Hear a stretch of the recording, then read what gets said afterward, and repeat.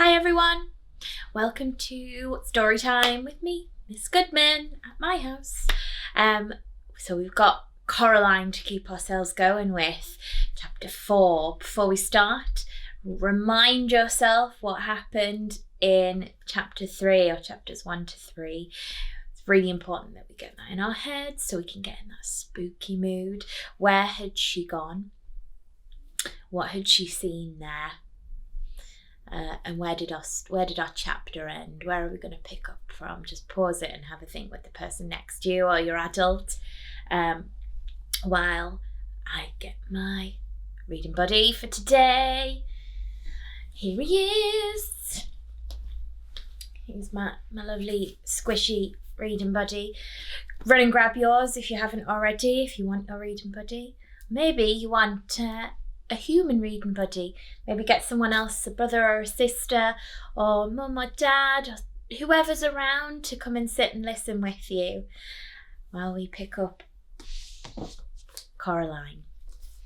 So remember, Mum had gone out to get some food because there was no food, and Coraline had opened the door in the drawing room, in the spare room, and it wasn't bricked up anymore. There was a corridor and she went in and she was thinking, oh, this is quite similar to my house. I've just come into the same house. But then she was just finding little nuances that were, I think, quite nefarious, quite malicious. Like the boy who was staring at the bubbles in the picture. He did not look like a very nice guy. And then she met her other mother and father, and what was special about them? They had the big black button eyes. And the man upstairs had button eyes as well. And they fed her, and she was just going out into the garden to have a look around, and they were stood at the window, waving and smiling. And that's where we start for chapter 4. The house looked exactly the same from the outside, or almost exactly the same. Around Miss Spink and Miss Forcible's door were blue and red light bulbs that flashed on and off, spelling out words. The lights chasing each other around the door, on and off, around and around. Astounding was followed by a theatrical and then triumph. It was sunny, cold, exactly like the day she'd left. There was a polite noise from behind her. She turned around. Standing on the wall next to her was a large black cat, identical to the large black cat she'd seen in the grounds at home. "Good afternoon," said the cat. Its voice sounded like the voice at the back of Coraline's head, the voice she thought words in, but a man's voice, not a girl's.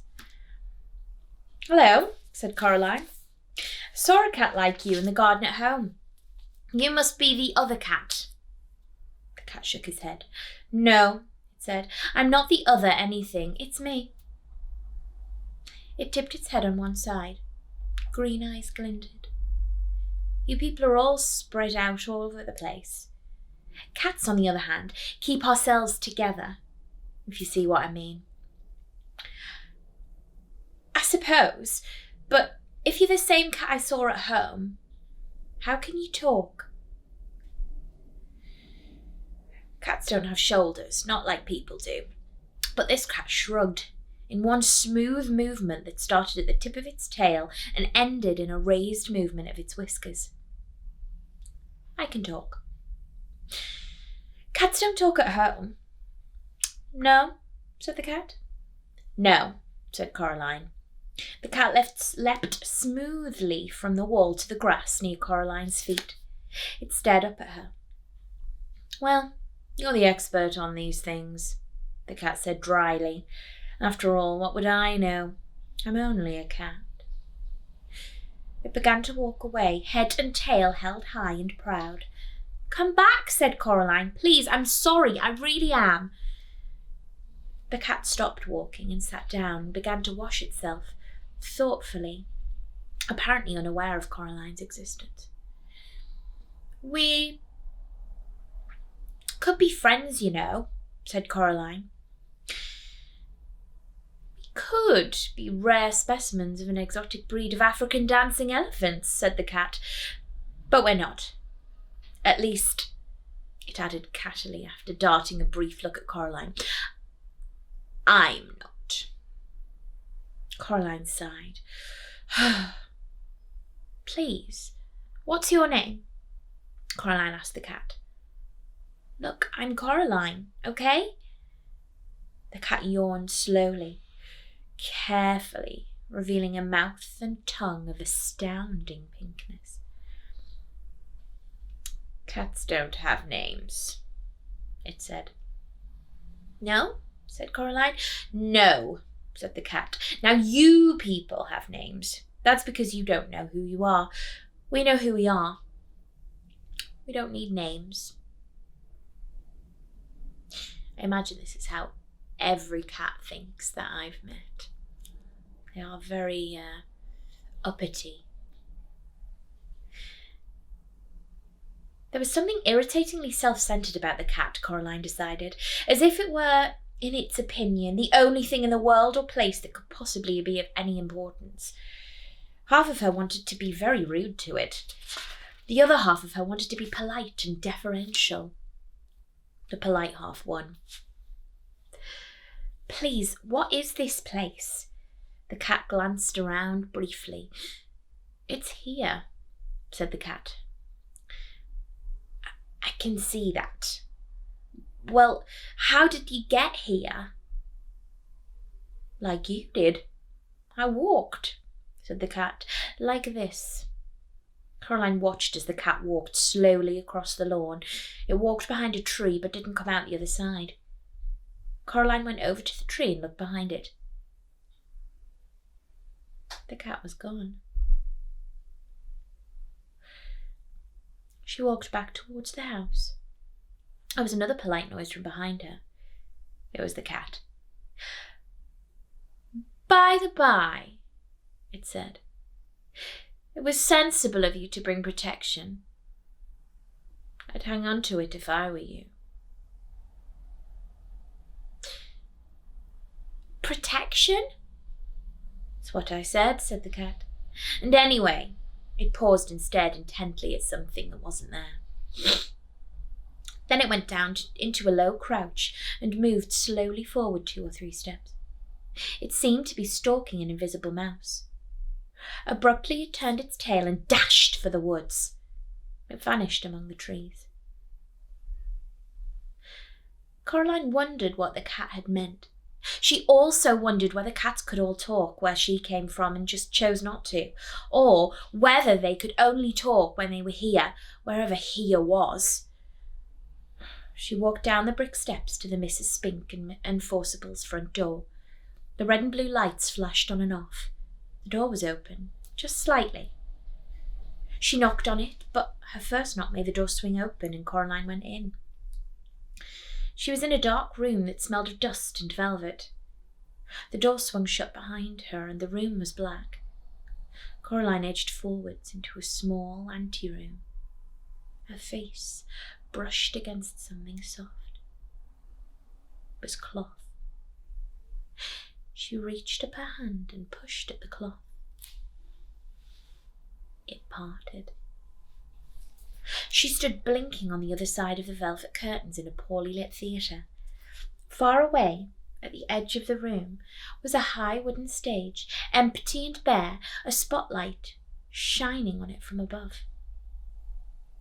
There were seats between Coraline and the stage, rows and rows of seats. Who can remember what Mrs. Spink and Forcible used to do? She heard a shuffling noise and a light came towards her, swinging from side to side. When it was closer, she saw the light was coming from a torch being carried in the mouth of a large black Scotty dog, its muzzle grey with age. "Hello," said Coraline. The dog put down the torch and looked up at her. "Right, let's see your ticket," it said gruffly. "Ticket?" That's what I said. Ticket. I haven't got all day, you know. You can't watch the show without a ticket. Coraline sighed. I don't have a ticket, she admitted. Another one, said the dog gloomily. Come in here, bold as anything. Where's your ticket? I haven't got one. I don't know, it shook its head and shrugged. Come on then. The dog picked up a torch in its mouth and trotted off into the dark. Coraline followed. When it got near the front of the stage, it stopped and shone the torch on an empty seat. Coraline sat down and the dog wandered off. As her eyes got used to the darkness, she realised that the other inhabitants of the seats were also dogs. There was a sudden hissing noise from behind the stage. Coraline decided it was the sound of a scratchy old record being put on a record player. The hissing became the noise of trumpets, and Mrs. Spink and Forcible came out onto the stage. Miss Spink was riding a one-wheeled bicycle and juggling balls. Miss Forcible skipped on behind her, holding a basket of flowers. She scattered the flower petals across the stage as she went. They reached the front of the stage, and Miss Spink leapt nimbly off the unicycle, and the two old women bowed low. All the dogs thumped their tails and barked enthusiastically. Coraline clapped politely. Then they unbuttoned their fluffy round coats and opened them. But their coats weren't all that opened. Their faces opened too, like empty shells, and out of the old, empty, fluffy, round bodies stepped two young women. They were thin and pale and quite pretty, and had button eyes. The new Miss Spink was wearing green tights and high brown boots that went most of the way up her legs. The new Miss Forcible wore a white dress and had flowers in her long yellow hair. Coraline pressed back against her seat. Miss Spink leapt off the stage, and the noise of trumpets squealed as the gramophone needle dug its way across the record and was pulled off. This is my favourite bit, whispered the little dog in the next seat. The other Miss Forcible picked a knife out of the box on the corner of the stage. Is that a dagger that I see before me? She asked. Yes, shouted all the dogs. It is! Miss Forcible curtsied and all the dogs applauded again. Coraline didn't bother clapping this time. Miss Spink came back on. She slapped her thigh and all the little dogs woofed. And now, Miss Spink said, Miriam and I proudly present a new and exciting addendum to our theatrical exposition. Do I see a volunteer? The little dog next to Coraline nudged her with its front paw. That's you, it hissed. Coraline stood up and walked up to the wooden steps of the stage. Can I have a big round of applause for the young volunteer? Asked Miss Spink. The dogs woofed and squealed and thumped their tails on the velvet seats. Now, Coraline, said Miss Spink, what's your name? Coraline, said Coraline. And we don't know each other, do we? Coraline looked at the thin young woman with black button eyes and shook her head slowly. Now, said the other Miss Spink, stand over there. She led Coraline over to a board by the side of the stage and put a balloon on top of Coraline's head. What do you think they're going to do? Miss Spink walked over to Miss Forcible. She blindfolded Miss Forcible's button eyes with a black scarf and put the knife into her hands. Then she turned her round 3 times or 4 times and pointed her at Coraline. Coraline held her breath and squeezed her fingers into 2 tight fists. What do you think she's thinking right now? Miss Forcible threw the knife at the balloon. It popped loudly and the knife stuck into the board just above Coraline's head and twanged there. Coraline breathed out. The dogs went wild. Miss Spink gave Coraline a very small box of chocolates and thanked her for being such a good sport. Coraline went back to her seat. "You were very good," said the little dog. "Thank you," said Coraline. Mrs. Spink and Forcible began juggling with huge wooden clubs. Coraline opened the box of chocolates. The little dog looked at them longingly. "Would you like one?" she asked. "Yes, please," whispered the dog. "Only not toffee ones. They make me drool." "I thought chocolates weren't very good for dogs," she said, remembering something Miss Forcible had once told her. "Maybe where you come from," whispered the little dog. "Here it's all we eat." Coraline couldn't see what the chocolates were in the dark. She took an experimental bite of one, which turned out to be coconut. Coraline didn't like coconut. She gave it to the dog. "Thank you," said the dog. "You're welcome," said Coraline. Miss Forcible and Miss Spink were doing some acting. Miss Forcible was sitting on a stepladder and Miss Spink was standing at the bottom. "What's in a name," asked Miss Forcible, "that which we call a rose by any other name would smell as sweet?" "Have you got any more chocolates?" said the dog. Coraline gave the dog another chocolate. "I know not how to tell thee who I am," said Miss Spink to Miss Forcible. "This bit finishes soon," whispered the dog. "Then they start folk dancing." "How long does this go on for?" asked Coraline. "The theatre?" "All the time," said the dog. "Forever and always." "Here," said Coraline. "Keep the chocolates." "Thank you," said the dog. Coraline stood up. "See you soon," said the dog. "Bye," said Coraline. She walked out of the theatre and back into the garden. She had to blink her eyes at the daylight. Her other parents were waiting for her in the garden, standing side by side. They were smiling. "Did you have a nice time?" asked her other mother. "It was interesting," said Coraline. The three of them walked back up to Coraline's other house. Coraline's other mother stroked Coraline's hair with the tips of her long white fingers. Coraline shook her head. "Don't do that," said Coraline. Her other mother took her hand away. "So," said her other father, "do you like it here?" "I suppose," said Coraline. "It's much more interesting than at home." They went inside. "I'm glad you like it," said Coraline's other mother, "because we'd like you to think of this as your home. We can stay here forever and always, if you want to." Said Coraline.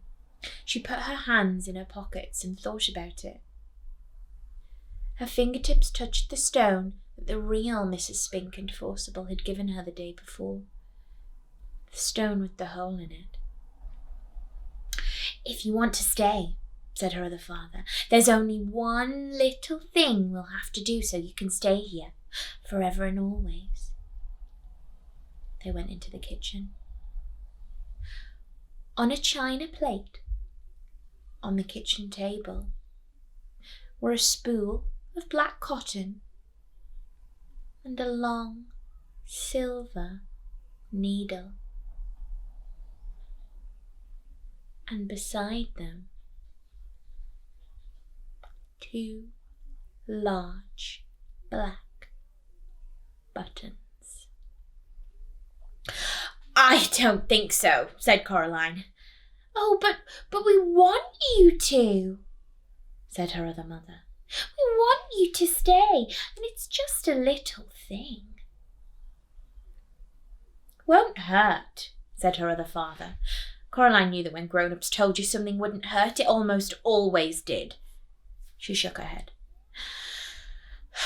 Her other mother smiled brightly, and the hair on her head drifted like plants under the sea. "We only want what's best for you," she said. She put her hand on Coraline's shoulder. Coraline backed away. I'm going now," said Coraline. She put her hands back in her pockets. Her fingers closed around the stone with the hole in it. Her other mother's hand scuttled off Coraline's shoulder like a frightened spider. "If that's what you want," she said, Yes, said Coraline. We'll see you soon, though, said her other father. When you come back. Said Coraline.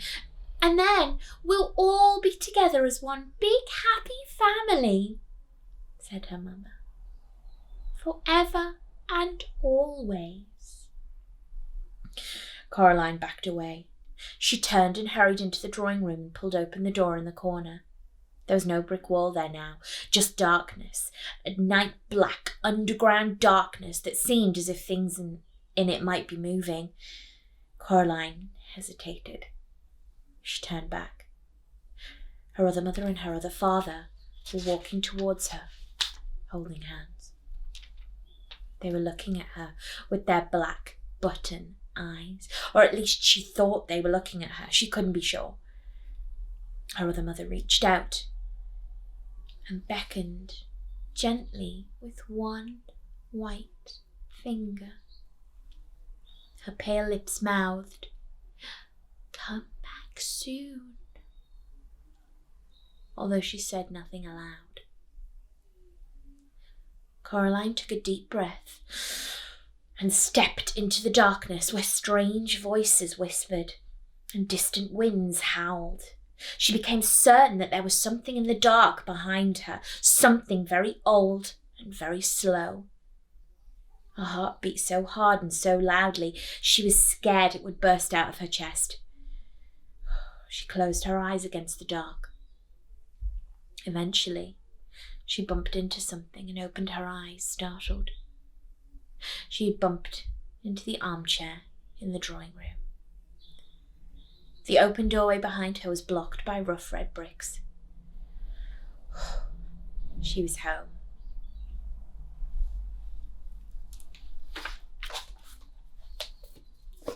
So, that concludes Coraline chapter 4. Have a think then about tomorrow. What might happen next? She's been across to this other place. She's met all of these other people. What parallels do the other people have to the people in her world? The other Miss Spink and Miss Forcible. What's similar and what's different in the other world? Mum and Dad. What's similar and what's different to Mum and Dad? Have a think about that. Keep it in your head. Tell an adult or another person in the house what we've read today. And then I will see you tomorrow. What is she going to do? Will she go back? Will she sew those buttons into her eyes? Will something else happen? And what is the significance of that stone with the hole in it? I want to know. See you tomorrow.